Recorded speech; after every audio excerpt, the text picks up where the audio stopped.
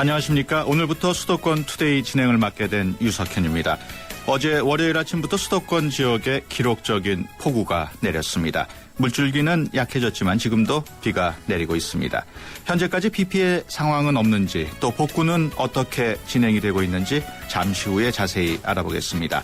오늘 부자 가족 만들기 시간에는 처음 돈을 벌기 시작한 사회 초년생들의 재테크 비법을 알아보겠습니다. 왜 돈이 잘 모이지 않는지 상담해드리겠습니다. 2부에는 법률 상담 있습니다.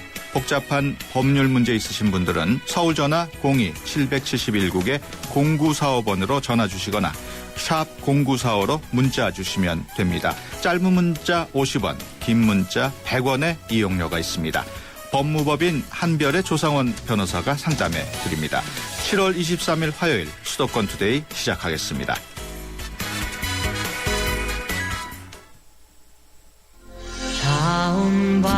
안녕하세요. 파페라 테너 임형주입니다. 제가 해외 공연 많이 다니는 거 아시죠? 해외에 나갈 때마다 저는 팟캐스트에서 YTN을 검색해서 다시 듣기도 하고 스마트폰으로도 실시간 YTN FM을 청취합니다. 전 세계 어디서나 YTN FM 수도권 투데이 꼭 기억해주세요. 파페라 테너 임형주도 YTN FM 수도권 투데이입니다.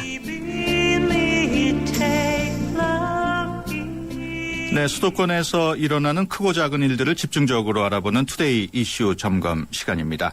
기상청에서는 지난 주말 장마가 끝날 것으로 예상을 했습니다만 어제 아침에 아시다시피 장대비가 쏟아졌습니다. 강남역과 사당역 부근은 일부 도로가 침수되기도 했습니다. 기상청 예보에 따르면 이번 비는 수요일인 내일까지 내린다고 합니다. 현재 비 피해 있는 곳은 없는지 알아보고 앞으로 상황 어떨지 김종선 소방방재청 온라인 대변인 전화 연결해서 자세한 이야기 나눠보겠습니다. 안녕하십니까? 네, 안녕하십니까? 네, 어제였죠. 월요일 출근길에 갑자기 많은 비가 내려서 많은 시민들이 불편을 겪었습니다. 오늘은 어떻습니까? 현재까지 비가 많이 내렸습니까? 예, 어제 우려했던 집중호우는 오지 않았습니다만, 철원이 25.7mm 왔을 뿐 중부와 수도권 대부분 지역에서 0.2에서 0.5mm의 적은 양의 비가 왔습니다. 네. 그 도로 상황은 어떻습니까? 예, 대부분 도로는 정상화되었는데요. 현재 서울 한강 잠수교는 퇴적물 캐치와 보수 작업으로 인해서 통제되고 있습니다. 또 네. 경기 여주 금사면 국지도 88호선 전복교가 통제되고 있습니다. 네. 어제 새벽부터 내린 비로 서울 시내 곳곳의 주택들이 침수 피해를 입은 것으로 알려지고 있습니다. 피해 규모 어느 정도입니까? 예, 주택 침수 등으로 이재민이 196세대 440명이 발생했습니다. 네. 서울은 동작구에서 2세대 침수되었을 뿐 큰 피해는 없었습니다. 네. 다만 경기도에서 큰 피해를 입어 경기 광주에 76세대, 이천에서 59세대, 여주에서 32세대, 오산에서 20세대 등 총 194세대가 침수되었으나 현재는 배수가 완료된 상태입니다. 또 강원도 원주에서는 아파트 뒤편 축대가 붕괴되기도 했는데요. 18세대가 동사무소로 대피하기도 했습니다. 네. 일반 주택 말고도 침수 피해가 상당한 것으로 알려져 있는데 어떻습니까? 네, 그렇습니다. 서울 송파구 탄천 주차장이 완전히 침수돼 미처 옮기지 못한 차량 40여 대가 침수되었고요. 경기도 오산에서도 3대가 침수되었으나 어젯밤 7시에 견인 조치 완료되었습니다. 또 상습 침수 구역인 서울 강남역과 사당역에도 많은 비가 내려 일시적으로 물에 잠겨 출근길 시민들이 불편을 겪었었는데요. 걱정과는 달리 예년과 같은 큰 물난리는 일어나지 않았습니다. 네. 최근 강남 일대에 새로 설치된 대형 빗물 조류조 덕분이라고 분석되고 있습니다. 또 농경지와 시설하우스 피해도 컸는데요. 이천, 여주, 광주, 원주, 영월 등에서 약 800헥타르가 침수되었고요. 네. 28헥타르 농경지가 유실되기도 했습니다. 또 저수지 제방이 일부 유실된 곳도 있는데요. 경기 여주 옥천 저수지와 이천 대관 저수지입니다. 응급 복구 중에 있습니다. 예. 무엇보다도 관심이 인명 피해일 텐데 인명 피해는 없습니까? 안타깝게도 경기도 이천 여주에서 산사태로 인해서 4명이 희생되었습니다. 네, 그렇군요. 어제 낮 12시 13분쯤 여주군 북내면에 있는 한 숯불 가마 비가 무너져서요. 중국 동포 한 분이 흙더미에 깔려 숨지셨고 네. 앞서 12시 5분에는 이천시 백사면 한 기도원 인근 하천에서 그 한 분이 숨진 채 발견되게 되었습니다. 네.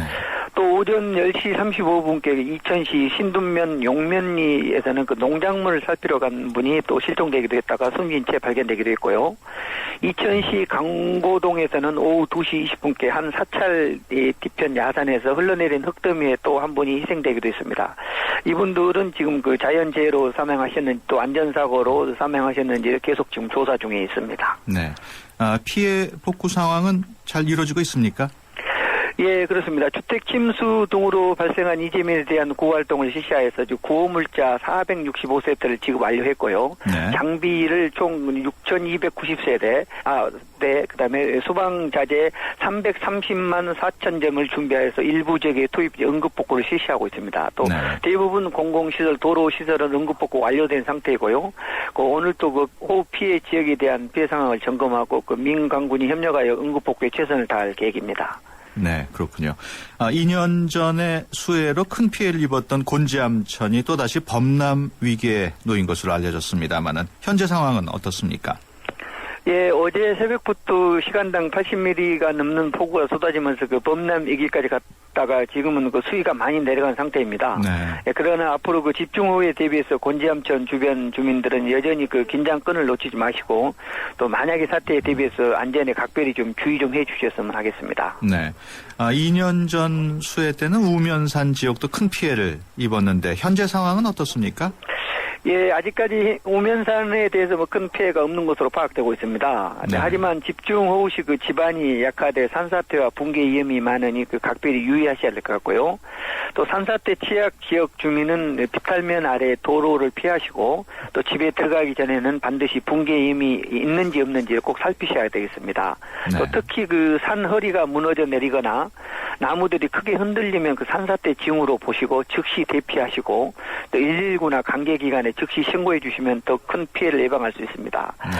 또 큰 비에 그 산 배수로 곳곳에 쌓인 나뭇가지가 퇴적물 등이 그 틈틈이 그 치워주는 것도 산사태 예방을 막는 예방법이 되겠습니다. 네. 이번 집중호우로 인한 피해가 주로 경기, 서울 지역에 집중이 됐는데 다른 지역 비 피해는 어떻습니까?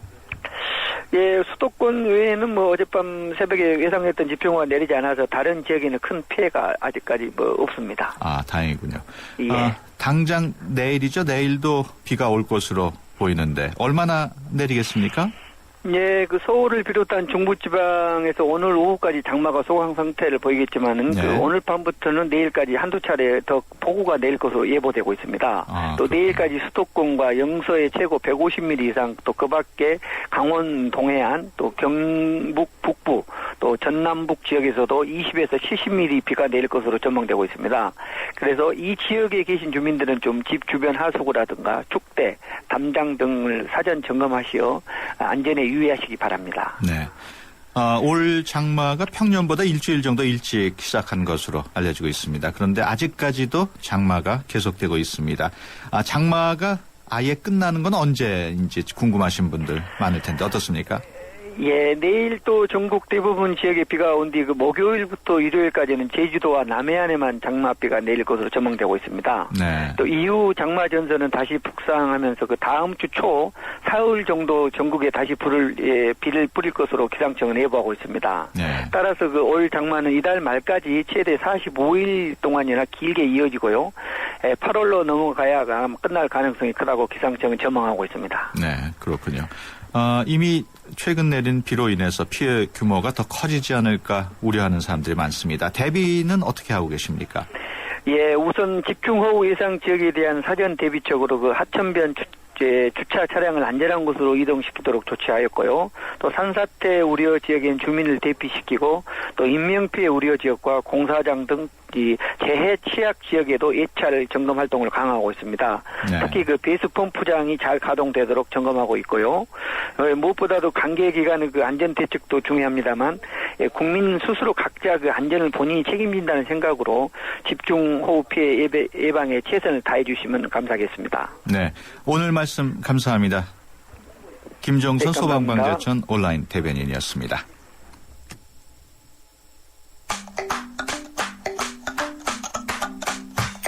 수도권 투데이. 엄마, 수도권 투데이 틀어주세요. 수도권 투데이 진짜 재밌어요. 나도 들어봤는데. 나도 들었어. 94.5. 94.5. 수도권 투데이 같이 들어요.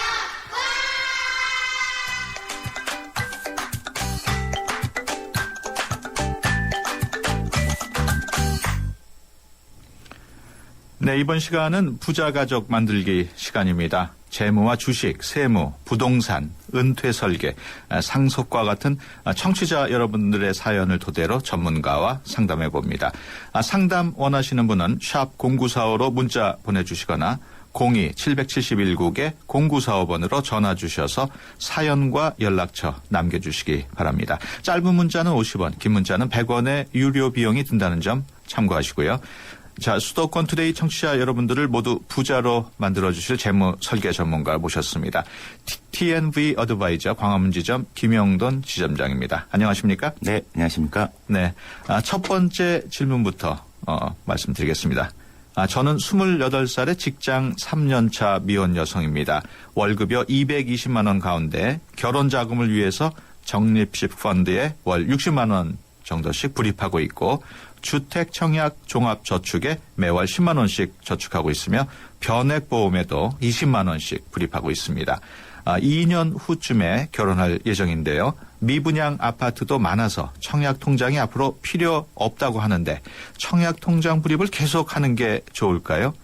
또 변액 보험도 수익률이 그지 좋지 않은데 벌써부터 노후 자금을 준비해야 하는 건지 궁금합니다. 뭐 이런 내용입니다.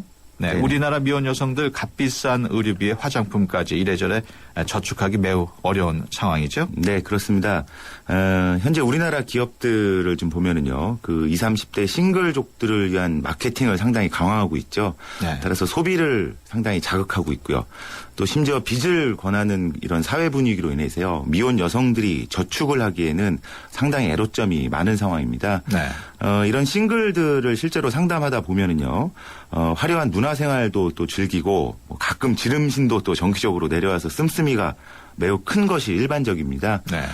이런 싱글족들에게는요, 우선 멋진 저축 플랜이나 아니면은 수익률이 좋은 뭐 이런 상품보다도요, 지출을 통제하는 습관을 기르는 게 우선이라고 할 수 있겠습니다. 네. 전략이라는 습관은 항상 투자를 이깁니다.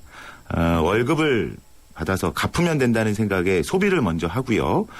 이런 습관이 들다 보면은 지출이 순식간에 늘어나기가 쉬운데요. 그런 습관은 평생의 습관으로 자리 잡게 되는 점을 좀 명심할 필요가 있습니다. 네. 지금 문의 주신 분의 경우에 현재 소득 대비 40% 정도를 저축하고 계신데요. 지출 관리에 조금만 더 신경을 써 주셔가지고 월급여의 절반 정도를 선저축하는 습관을 먼저 기르도록 하십시오. 네. 월급의 한 반 정도는 저축해야 된다. 네, 미혼의 경우에는 절반 정도는 선저축하는 게 우선입니다. 그렇군요. 네, 두 번째 질문입니다. 4.1 부동산 대책이 나온 후에 반짝하던 부동산 경기가 다시 안개 속입니다. 미분양 연속인 부동산 경기 상황에서 청약 통장을 과연 계속 유지하는 게 좋을지 이렇게 물어오셨습니다. 네, 그 4.1 부동산 대책을 좀 살펴보면은요, 그 부동산 시장 정상화를 위해서 공급을 좀 조정하기로 했죠. 네. 그래서 공공분량 주택은 축소하기로 했는데요. 반면에 대학생과 신혼부부를 위한 그 도심 내 공공임대 물량은 또 지속적으로 확대할 방침이라고 또 나와 있습니다. 네. 과도한 주거 관련 비용으로 인해서요, 결혼 초기부터 웨딩 투어가 되지 않으려면 신혼부부를 위한 공공임대 물량이나 장기 전세 아파트 청약을 적극적으로 노려야만 합니다. 네. 말씀하신 것처럼 요즘은 청약 신청자의 대다수가 청약통장 1순위죠. 따라서 사실상 큰 경쟁력이 없다고 생각할 수 있지만은요. 내 집 마련의 가장 기본적인 부분이 이 청약통장 가입인 만큼 지금 유지하신 청약통장은 해지하지 않고 유지하시는 것이 바람직합니다. 네. 그렇다면은 청약 통장도 일단 활용 전략이 중요할 것 같은데 청약 가점 제도를 대비해서 당첨 확률을 높일 수 있는 전략이 있습니까?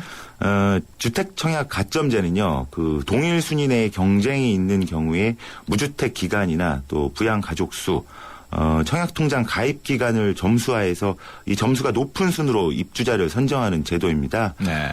독거세대나 신혼부부에게는 불이익이 없게끔 뭐 일정 비율만큼은 추첨제하고 지금 병행해서 실시하고 있는데요. 네. 미혼이나 신혼부부로서 이 청약 가점제의 당첨 확률을 높이기 위해서는요. 첫 번째로 가입 기간에 대한 가점을 활용하는 것이 우선입니다. 네. 가입 기간에 대한 가점은 최대 17점이기 때문에요. 하루라도 빨리 가입하는 것이 일단 유리하고요. 따라서 문의 주신 분의 경우에도 당장 필요하지 않다는 이유로 통장을 해지해서는 안 됩니다. 두 번째로 부양가족 수로 가점을 늘리는 것을 좀 고려할 수 있는데요. 세대주의 경우에는 직계 비속뿐만 아니라 직계 존속까지 부양가족 수에 포함시킬 수가 있습니다. 따라서 결혼하신 후에 부부 중에 무주택 기간과 또 가입 기간의 가점 합계가 높은 사람을 세대주로 하시고요. 직계 존속을 부양가족으로 포함시킨다면 가점을 조금 더 높일 수가 있겠습니다. 네. 여기서 좀 주의해야 할 점은 직계 존속을 부양가족으로 포함하기 위해서는요. 모집공고일 현재부터 과거 3년 이상 계속 실제적으로 부양을 해야만 하고요. 또 만 60세 이상 직계 존속이 만약에 2주택 이상이라면 감점 대상이 나중에 될 수가 있기 때문에요. 합가 전에 이런 부분은 좀 고려를 하셔야만 하겠습니다. 네, 그렇군요. 그리고 변액보험을 20만 원씩 불입하고 있다고 말씀을 하셨는데 이거를 계속 유지해야 하는지 물으셨습니다. 변액보험이라면은 자녀 교육자금이나 노후를 대비한 장기 상품으로 알고 있는데 20대 후반의 미혼 여성의 경우에도 미리 준비를 하는 것이 좋습니까? 어떻습니까? 아무래도 지금 결혼하시기 전이니까 자녀 교육자금까지는 뭐 준비하실 필요가 없겠지만 노후자금은 얘기가 달라집니다. 네. 노후 준비를 한번 그 계산을 통해서 예를 한번 들어보겠습니다. 네. 지금 문의 주신 분하고 비슷한 30살부터 노후를 위한 저축을 시작한 경우하고 10년 후인 40살부터 시작한 경우에 연금 수령액을 한번 계산해 보겠습니다. 월 노후를 위한 저축은 한 30만 원으로 가정을 하고요. 납입 기간 중에 투자 수익률은 세후에 한 6%, 연금 수령 시에는 보수적으로 한 3%를 가정해 보면은요. 네. 30살부터 한 30년간 저축을 하면 60세 은퇴 시점에 일시금으로 한 3억 135만 원 정도가 모아지고요. 네. 이것을 30년에 걸쳐서 매월 연금 수령을 하면은 월에 한 144만 원 정도 수령이 가능합니다. 10년 늦게 한 40세부터 20년 동안 노후를 위한 저축을 하면은요. 60세 시점에 일시금은 한 1억 3,860만 원 정도가 모아지고요. 네. 이것을 똑같이 30년에 걸쳐서 연금 수령하면 66만 원이 됩니다. 네. 따라서 앞서 말씀드린 10년 먼저 30세부터 노후를 시작할 경우에는요. 매월 연금 수령액은 무려 2배 이상 차이가 나게 됩니다. 네, 차이가 아주 크군요. 예, 그렇습니다. 이것이 그 아인슈타인이 발견한 복리의 마술, 8대 불가사의라고 하죠. 네. 이런 복리는 최소한 25년은 지나야지 그 효과가 극대화되기 때문에요. 노후를 위한 연금은 지금 미혼이라도 하루라도 빨리 시작하는 것이 중요합니다. 100세 시대라고 하죠. 100세 시대를 대비한 은퇴 자금은 생각보다 굉장히 많이 필요한데요. 네. 그 자금을 단기간에 만들기는 불가능하기 때문입니다. 그렇군요. 네, 문의 주신 분의 경우에 변액보험 수익률도 좋지 않아서 유지를 할 것인지 고민하고 있다고 말씀을 하셨는데 한동안 변액보험은 사업 비용이 비싸고 반면에 수익률 또한 좋지 않다는 보고가 있었습니다.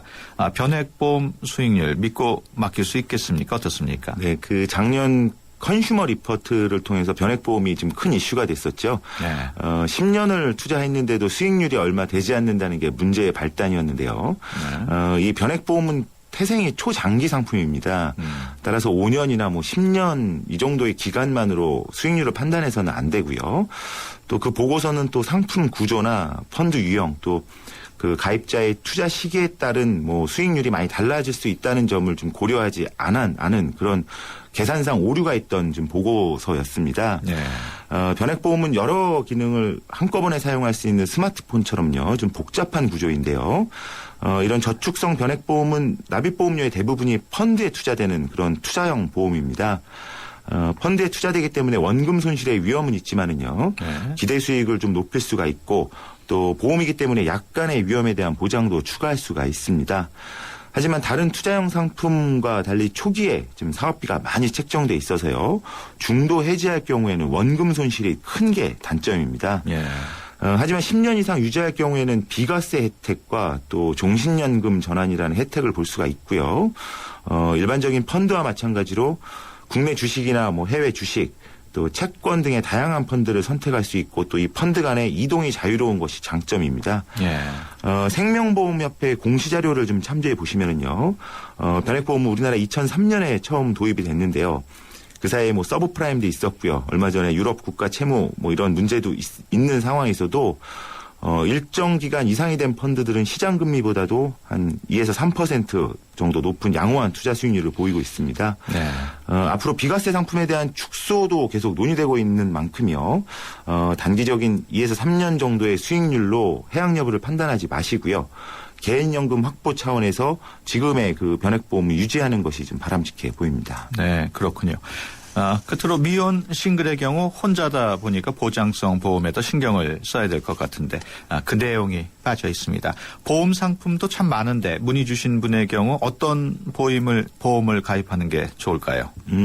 미혼 싱글의 경우에는요. 그 자신의 소득 외에는 다른 소득원이 없는 경우가 대부분이죠. 네. 따라서 사고나 뭐 질병 치료로부터 발생하는 의료비는 뭐 단기적인 어떤 재무 사건이 될 수가 있습니다. 미혼 싱글의 경우에는 뭐 사망자금에 대한 필요성은 없기 때문에요. 비용이 큰 종신보험은 맞지가 않고요. 우선적으로 100세 시대에 맞춘 100세 만기 의료실비보험을 먼저 준비하도록 하십시오. 손해보험사의 통합보험으로 이런 실비보험을 준비할 경우에는요. 나이가 지금 젊기 때문에 저렴하게 각종 진단비도 추가가 가능하십니다. 그리고 암에 걸릴 경우에는 뭐 치료비뿐만 아니라 소득이 중단될 그런 위험도 있기 때문에 암 진단 자금이 나오는 보장을 추가로 준비하시는 것이 좀 필요하겠습니다. 네. 보험은 저축이 아니라 비용이죠. 따라서 월 보험료는 미혼인 경우에는 소득의 5%를 넘지 않게 책정하는 것이 중요하겠습니다. 네, 그렇군요. 지금까지 수도권 투데이 청취자 여러분들을 부자로 만들어주실 김영돈 TNV 어드바이저 광화문 지점장이었습니다. 앞으로도 궁금하신 게 있으시면 샵 0945 02-771국에 0945번으로 사연 남겨주시기 바랍니다. 오늘 말씀 고맙습니다. 네, 고맙습니다. 현대증권이기에 가능한 혜택. 스마트 이블로 한 달에 한 번 스마트폰 주식 거래를 한다. 통신비를 받는다. 금융상품 거래를 한다. 평가 금액에 따라 통신비 혜택을 더 받는다. 2013년엔 쭉 모두 모아 통신비 이벤트. 자세한 내용은 홈페이지에. 에이버 현대증권. 투자 손실에 유의하세요. 꿉꿉한 날씨에 빨래 냄새나. 샤워를 해도 끈적거려. 이럴 땐 하루 10리터. 강력 제습은 기본. 여름이 지나면 공기청정기로 쓰는 케어스 청정 제습기 1년 내내. 제습기도 역시 케어스야. 네, 수도권 투데이 1부는 여기서 마무리하겠습니다. 잠시 뒤 2부에서 뵙겠습니다. DMZ를 아시나요? DMZ는 1953년 정전협정에 의해 성립된 군사적 비무장지대입니다. 정전 60년, 사람의 발길이 닿지 않은 DMZ는 바람과 철새들이 쉬어가는 곳, 수많은 생명이 자유롭게 숨쉬는 곳이 됐습니다. 세계가 주목하는 자연 생태 보고 DMZ. 이제 경기도가 DMZ에서 생명을 가꾸고 통일 대한민국의 미래를 만들어갑니다. DMZ 60년 이제는 생명이다. 이 캠페인은 경기도와 함께합니다. 안녕하세요. 가수 인순입니다. 저는 외국에 있는 딸과 자주 전화로 안부를 묻곤 하는데요. 아무래도 외국에 있다 보면 가장 궁금한 게 우리나라 소식인 것 같아요. 신속한 뉴스와 다양한 정보, 그리고 우리가 살아가는 이야기까지 YTN 라디오의 주파수를 맞춰보세요. 이제는 미국 LA에서도 100.3 HD2로 YTN 뉴스 FM을 들을 수 있다고 하니 더 기대가 됩니다. FM 94.5 YTN 뉴스 FM 많이 사랑해주세요.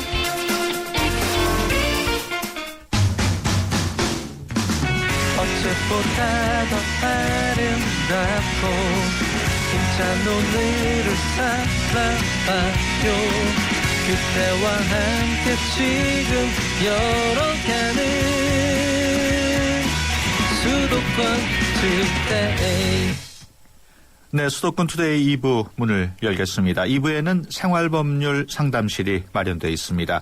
생활 속에서 발생한 일들에 대한 법적 관계, 그리고 어떻게 정리해야 할지 궁금하신 분들은 02-771국에 0945번으로 전화 주시거나 샵 0945로 문자 주시면 됩니다. 짧은 문자는 50원, 긴 문자는 100원의 이용료가 있습니다. 수도권 투데이 2부는 수도권 뉴스 브리핑으로 시작합니다. 김섭 아나운서. 네, 수도권 뉴스 브리핑입니다. 전세 가격 급등으로 서울 25개구 가운데 8개구의 아파트 전세 가격이 매매 가격의 60%를 넘었습니다. KB부동산 알리즈에 따르면 지난주 서울 아파트 매매 가격 대비 전세 가격 비율은 57.3%로 전달 56.7%보다 0.6%포인트 높아졌습니다. 아파트 매매 가격 대비 전세 가격 비율은 성북구가 64.7%로 가장 높고 관악구 62%, 서대문구 61.9%, 동대문구 60.6% 등의 순입니다. 59%대인 도봉구, 광진구, 중랑구 등도 다음 달에는 전세가 비율이 60%를 넘어설 것으로 관측됩니다. 한강 수위가 낮아지면서 잠수교는 보행자 통행이 재개됐지만 차량 통행은 계속 통제되고 있습니다. 경찰은 한강 장수교 수위가 보행자 통행 기준인 5.5m 아래로 내려가면서 보행자 통행을 재개했습니다.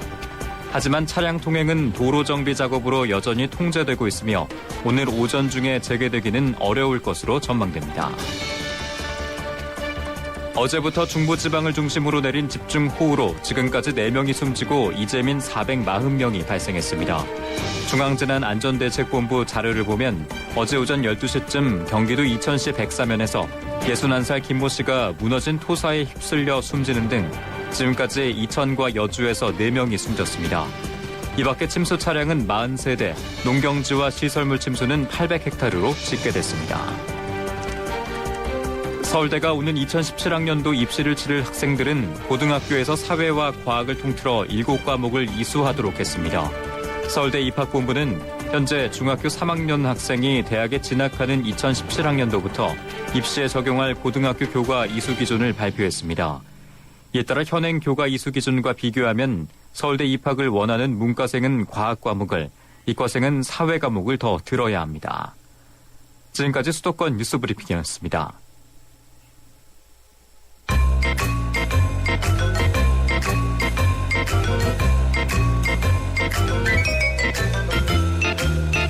더불어 모두가 행복한 사회를 꿈꾸며 여러분의 법에 관한 모든 궁금증을 해결해드립니다. 수도권 투데이 생활법률상담실 조상원 변호사님. 네, 조상원 변호사입니다. 네, 매주 화요일에는 생활법률 상담실을 통해서 여러분의 법률 고민을 해결해드립니다. 그냥 넘어가기 억울한 사연을 보내주시면 조상원 변호사님께서 답변해 주십니다. 짧은 문자 50원, 긴 문자 100원의 유료 문자 샵 0945번으로 법률 상담 신청합니다. 적어서 보내주시면 됩니다. 전화로도 신청이 가능합니다. 서울 02-771국에 0945로 주셔서 성함과 전화번호 남기면 됩니다. 트위터 @ytnrmetro로 신청 가능합니다. 많은 참여 바라겠습니다. 첫 번째 상담 사연입니다. 변호사님 안녕하세요. 25년 전에 동생이 소개해준 형제와 저 이렇게 모두 3명이 공동 명의로 강원도에 땅을 15,000평 샀습니다. 작년쯤에 분할 등기를 했고요. 이번에 내려가 보니까 제 땅 70평 정도에 다른 2분의 울타리가 세워져 있더라고요. 그래서 비워주시던가 약간의 사용료를 달라고 하니까 갑자기 주인 행사를 하냐면서 험한 소리를 합니다. 무서워서 가보질 못하고 있는데요. 제가 그동안 관리를 한 건 아니지만 이제껏 세금은 제가 잘 냈습니다. 변호사님 어떻게 해결을 해야 할까요? 이런 사연입니다. 네. 상대방이 지금 점유한 70평 찾을 수 있겠습니까? 어떻습니까? 예. 당연히 이제 그 본인 소유로 분할 등기가 다 된 상황이기 때문에요. 네. 그 70평을 찾을 수는 있습니다. 근데 네. 이제 상대방이 협조를 안 해주게 되면 좀 번거로운 절차를 밟아야 되게 되는 것이죠. 그렇군요. 예. 그래서 지금 일단은 3명이 공동 명의로 소유가 되어 있을 경우에 한마디로 분할이 되기 전에도 네. 지분권자 이외의 사람이 그 혼자 다 사용을 하고 있으면 네. 나머지 사람이 어떠한 사용료나 이런 사용의 배제를 청구할 수가 있습니다. 네. 근데 이 건 같은 경우는 이미 그 분할 등기가 다 되었기 때문에 공동 소유였던 것이 각자의 목대로 단독 소유로 변경이 된 상황이거든요. 네. 그렇기 때문에 만약에 내 땅 부분에 다른 사람이 울타리를 쳤다면 법적으로 그 울타리를 치우고 내 땅을 다시 찾을 수가 있는 것이죠. 그렇군요. 그렇다면 돌려주지 않겠다고 하면 강제로 울타리를 허물 수도 있습니까? 좀 강제로 허무는 것은 좀 문제의 소지가 있겠고요. 예. 만약에 상대방이 자진해서 그걸 철거해 주지 않으면 당연히 법적 소송으로서 그러한 울타리 철거 및 그 토지 인도 소송을 하실 수가 있습니다. 네. 사실 이웃 사촌이라는 말도 있는데 강제로 철거하는 것은 바라지는 않으실 겁니다. 좋게 협의를 하려면 아무래도 이용료를 받는 게 가장 무난할 텐데 얼마나 받아야 하고 또 법적으로 효력을 가지려면 어떻게 해야 할까요? 예, 원칙적으로 이제 나의 땅을 다른 사람이 사용을 하게 되면 당연히 이용료를 청구를 할 수가 있습니다. 네. 그 이용료 부분은 이제 일반적으로 임대료 상당의 금액이 될 것인데요. 네. 그것은 뭐 지역에 따라서 또 그 토지의 형상에 따라서 좀 객관적으로 정해질 것입니다. 네. 그런데 이러한 그 임대료 자체도 상대방하고 금액 자체가 협의가 돼야 되고 그걸 언제까지 지급하겠다라는 것이 협의가 돼야 되는데 만약에 그것이 협의가 안 되면 사실 아까 말씀드린 울타리 철거와 인도 소송과 더불어 그것을 철거할 동안 그것을 사용한 부분에 대한 이용료를 또 별도로 함께 청구를 하셔야 할 겁니다. 네, 그렇군요. 생활법률 상담실 법무법인 한별의 조상원 변호사와 함께하고 있습니다. 법률 상담 필요하신 분은 50원의 유료 문자 샵 0945로 법률 상담 신청합니다라고 적어서 보내주시거나 서울 전화 02-771국에 0945로 전화하셔서 성함과 전화번호 남기시면 저희가 연락을 드립니다. 두 번째 상담 사연입니다. 안녕하십니까. 임대주택 거주자인데요. 임대료 하루라도 연체되면 연체료를 연 19% 적용해서 받을 것이고 재계약 시 10원이라도 미징수되면 계약을 안 해준다고 합니다. 연체 발생 시 미리 통보해주면 임차인들이 당황하지 않을 텐데 알려야 할 의무는 없습니까? 네. 네. 임대주택 거주자 분인데요. 원래 임대료 하루라도 연체되면은 연체료를 받게 돼 있습니까? 어떻습니까? 예, 원칙적으로 이제 그 임대차 계약을 체결을 하게 되면 일단 차임에 대해서는 임대인 입장에서는 가장 중요한 것이 차임이거든요. 네. 그렇기 때문에 차임을 뭐 미납한다거나 연체한다거나 하게 되면은 사실 임대인 입장에서는 좀 큰 문제가 발생을 합니다. 네. 그래서 다 일반적으로 계약서를 작성을 하면서 차임을 연체했을 경우에 연체 이자를 약정하기도 하고요. 그다음에 일반적인 경우에 2개월분 이상의 차임을 연체를 하게 되면 일방적으로 계약을 해지할 수 있는 권한이 임대인에게 발생하게 되는 것이죠. 그렇군요. 예. 그래도 그 연 19%라면 굉장히 적지 않은 금액인데 어떻습니까? 예, 예. 지금 이 상담 주신 분이 일반적인 그 임대주택, 뭐 국가나 이런 공공기관에서 제공하는 임대주택을 말씀하시는 것인지 아니면 그냥 일반 임대차를 말씀하시는 건지는 모르겠는데요. 네. 사실 이러한 그 19%라는 연체료는 양당사자가 처음에 임대차 계약을 체결하면서 어떻게 얼마로 할 것이냐 그걸 정해지게 되는 것입니다. 네. 그래서 계약서상이 19%라고 되어 있다면 사실 그것이 이제 연체율이 되는 것인데요. 사실 연 19%면은 일단 민사 법정이율이 5%고 상사 법정이율이 연 6%인 것과 비교를 해볼 때 네. 사실 적지 않은 그러한 이자율인 것은 맞습니다. 네, 그렇군요.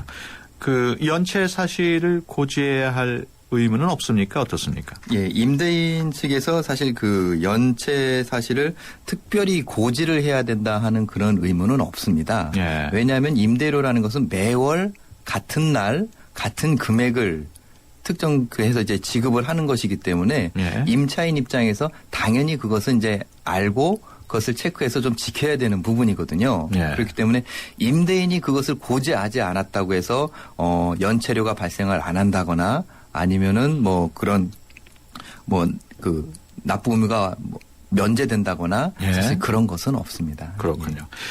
생활법률 상담실 법무법인 한별의 조상원 변호사와 함께하고 있습니다. 법률 상담 필요하시면 50원의 유료 문자 샵 0945로 법률 상담 신청합니다라고 적어서 보내주시거나 서울 전화 02-771국에 0945로 전화하셔서 성함과 전화번호 남기시면 저희가 연락을 드리겠습니다.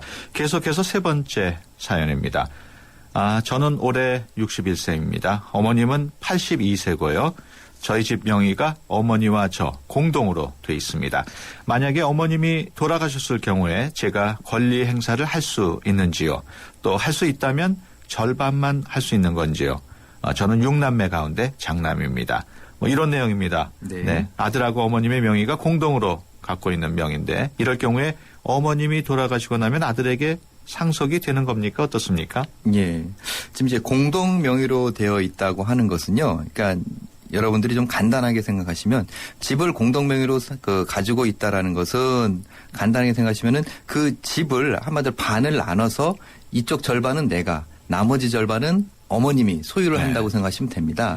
그렇기 때문에 어머님 몫의 재산에 대해서는 내가 나머지 절반을 가지고 있다고 해서 특별히 어떤 영향을 미치는 것은 아니죠. 그렇기 때문에 어머님께서 만약에 돌아가시게 되면 어머님 몫의 재산이 상속 재산이 되는 것이고 그 상속 재산은 상속인들 지금 아버님이 안 계신다면 나머지 형제들이 그 어머님의 자녀들인 형제들이 똑같이 나눠 가지게 되는 것입니다. 네, 그렇군요.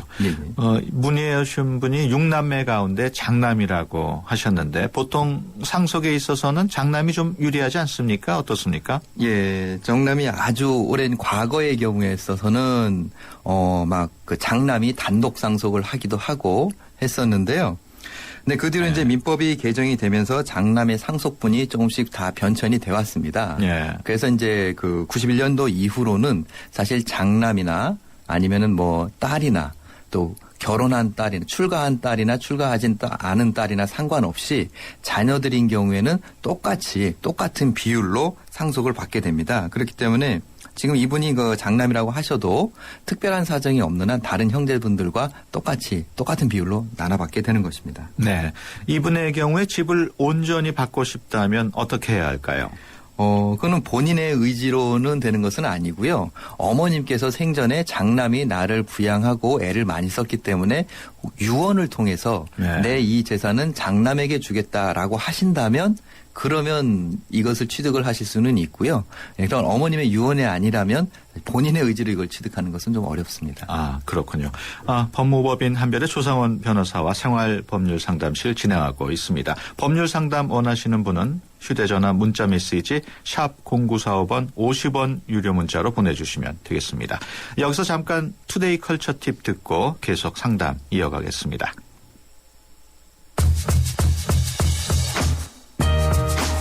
FM 73MHz의 인기 프로그램 사랑하기 좋은 날은 당신의 사랑을 방송합니다.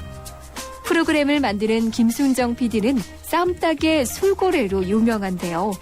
그러다 어느 날 대형 방송사고가 터지면서 간판 DJ가 하차하고 폭력 사건으로 군대로 도피했던 아이돌 가수 강태양이 새로운 DJ가 됩니다.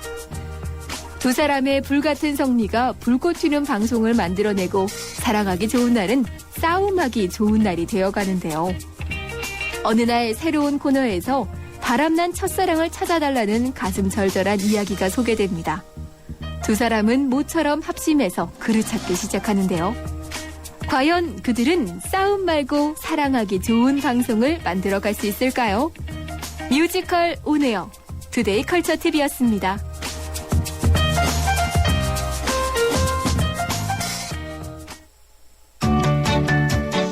수도권 투데이. 먼저 말씀. 네, 법무법인 한별의 조상원 변호사와 지금 생활법률 상담 진행하고 있습니다. 조금 전에 4296번으로 질문 들어온 거 있습니다. 26평 아파트 보증금 1억 원에 월세 60만 원의 계약을 했습니다. 세입자가 전세금 대출을 7천만 원 받겠다면서 보험사에서 질권을 설정해야 한다고 연락이 왔는데 계약 시에는 이런 이야기가 없었습니다.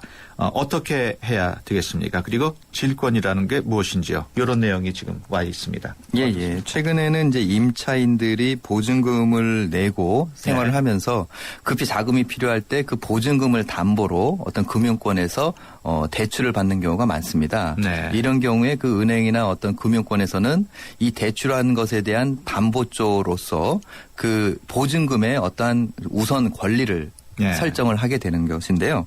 이런 경우에 그 집주인의 동의를 얻도록 하고 있습니다. 그렇군요. 그렇기 때문에 지금 상담을 주신 분은 지금 임대인 측 한마디로 집주인이신 것 같은데요.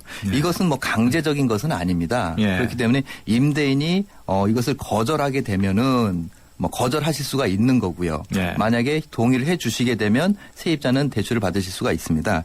그런데 일반적으로 이런 경우에는 이제 월세가 아닌 전세의 경우에는 임대인 측에서 나중에 세입자가 뭐 월세를 연체를 해서 보증금에서 공제를 해야 될 그런 일이 없기 때문에 보통 그 전세인 경우에 이러한 그 대출을 받고 있는데요. 지금 같은 경우는 이제 월 납입 금액이 보증금에 대해서 많지는 않지만 월세이기 때문에 월세를 미납을 하게 되는 경우에는 사실 이 보증금에서 그것을 공제해야 되는 것이거든요. 그런 경우에 이제 이 보험사에서 질권 설정을 해서 대출을 받게 되면 나중에 이 임대인은 그 보험사에다가 이 채권을 대신 보증금을 임차인한테 돌려주는 대신 이러한 금융권에다가 줘야 되는 문제가 생깁니다. 그때 이 연체된 차임을 공제하고 남은 금액이 7천만 원을 넘느냐 안 넘느냐에 따라서 손해가 발생 여부가 가름이 되는 것이거든요.